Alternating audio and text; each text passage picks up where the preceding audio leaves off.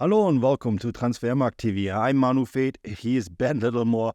Ben, first of all, how's it going? Hope you're doing well. Second, the big topic today, Liverpool and their EFL Cup win. There's been a lot of noise about this. I know this is England's second trophy. It's slightly below the FA Cup, but this was still such a big story, especially for Liverpool. Why was this such a big deal for Klopp and his side to win this? Yeah, it's an interesting one because, Liverpool beat Chelsea 4-1 in the Premier League, just over a month ago.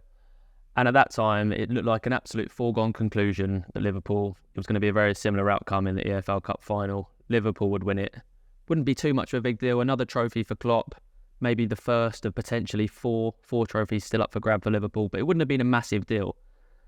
I think the reason that's changed is because Liverpool have been absolutely ravaged by an injury pandemic in the last sort of 3 weeks. They've lost so many first-team players.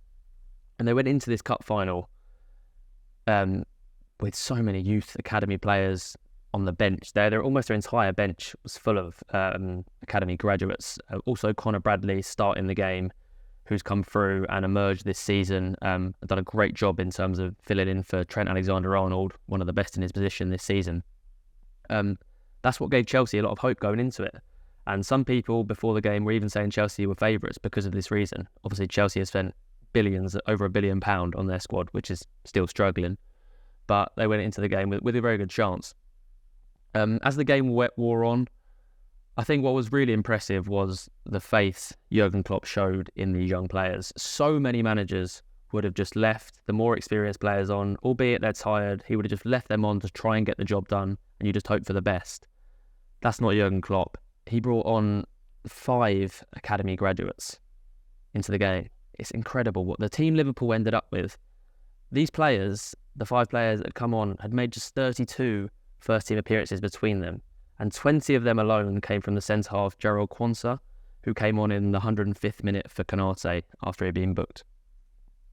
So the fact that Jurgen Klopp had the faith to do this, and then they go and win it with the Van Dijk winner, I think that's what made it so special. I still think it probably got people went a little bit overboard with it, but it was a special achievement to do it with such a young team. Well, Klopp said after the game, it's easily the most special trophy I've ever won. This is former manager who's won the Champions League. The title was the title of Liverpool, 2 titles with Dortmund, But I guess in that moment, you get so caught up in what you've achieved. And I look at the injury list that Liverpool have. At the very top is Bajcetic, then there's Matip. Bajcetic has missed 31 games, Matip has missed 19 games, Dork has missed 16, Szoboszlai has missed 6. Williams 5, Thiago 5, Arnold 3. The list goes on and on and on. You called this an injury pandemic. I think that is a very accurate term to describe this. And in this context, Klopp calls it that, and maybe he himself a little bit tongue in cheek, but. Why is this then so special? Is it just the injuries? Is it also because this is Klopp's last year? What do you read into all of these comments that have been made after the final? Yeah, the only logical reason I can think of for him calling it his most special trophy ever has got to be just adrenaline.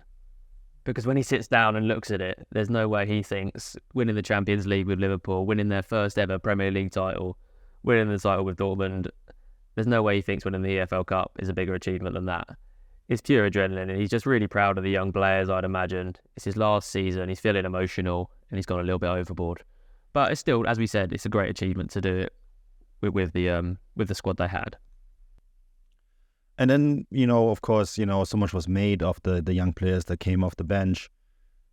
What strikes me here, Ben, is the fact that Klopp is leaving.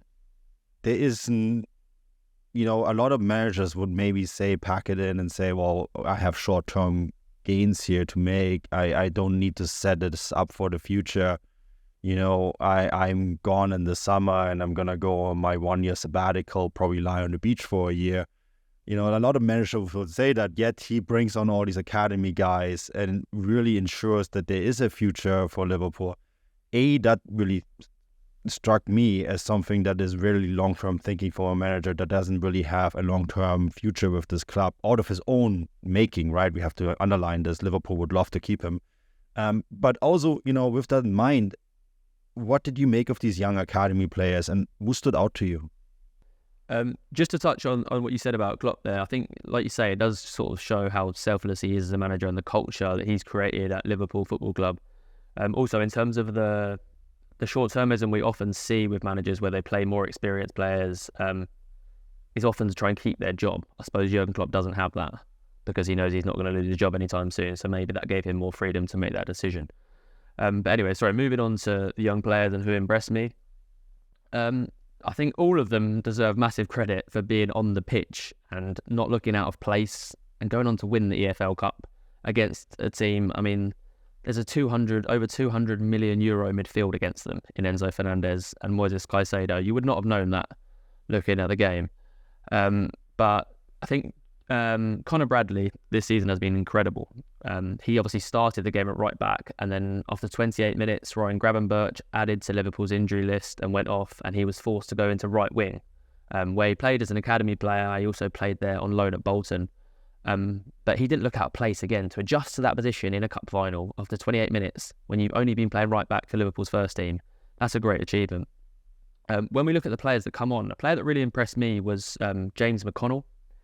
At 19 years of age, he came on. It was his seventh appearance for Liverpool. He's been impressive in the Premier League too. This season, he has 5 goals in 13 games from centre midfield. But his composure on the ball really stood out to me. He went on a couple of drive-in runs that really defied his experience, and it was very good with his passing, spreading balls out, so the occasion really didn't get to him. We then move on to the youngest of the group, Jayden Danns. He made his debut 4 days prior to the cup final, coming on against Luton, and then he was so close to opening the scoring. Van Dijk headed it back. He got up so well, headed it, and it was a great save from Petkovic to deny him a moment that would have gone down in Liverpool folklore had he scored that. But at 18 years of age, he's barely even played with the under-21 side. To be straight thrown in, he's really one to look out for in the future, Jayden Danns. He's yet to have a market value yet. I think that will change in the next Premier League market value update in March. And finally, Gerald Quansah is a player that we've seen a lot more of this season. He's played a lot in the Europa League. He's also featured 8 times in the Premier League. 20 appearances in all competitions this season. Looks like he's got real composure. Looks like he could potentially even be a future England international at centre-half, and someone definitely to keep your eye on. He has a market value of 6 million currently. Also could be one for another upgrade in the March update. But very positive signs from Liverpool that so many academy players are getting filtered into the team because they're going to need to keep producing talent as they lose Jurgen Klopp in the summer. Yeah, no, absolutely. And, the great thing about Transfermarkt is that you can actually look up all these players that you just mentioned on our site, whether that's on .com, .co.uk or .us. The database has all these players already in it. You mentioned it too, Ben. Market value updates are coming in March, right? So, as we have it on the site, you can actually influence that as well. There is a news post on there on how to do that. So if you want to get involved in that, check that out. Ben, that was great. Thank you so much for joining me today. We'll be back soon with more content. Until then, cheers and bye-bye.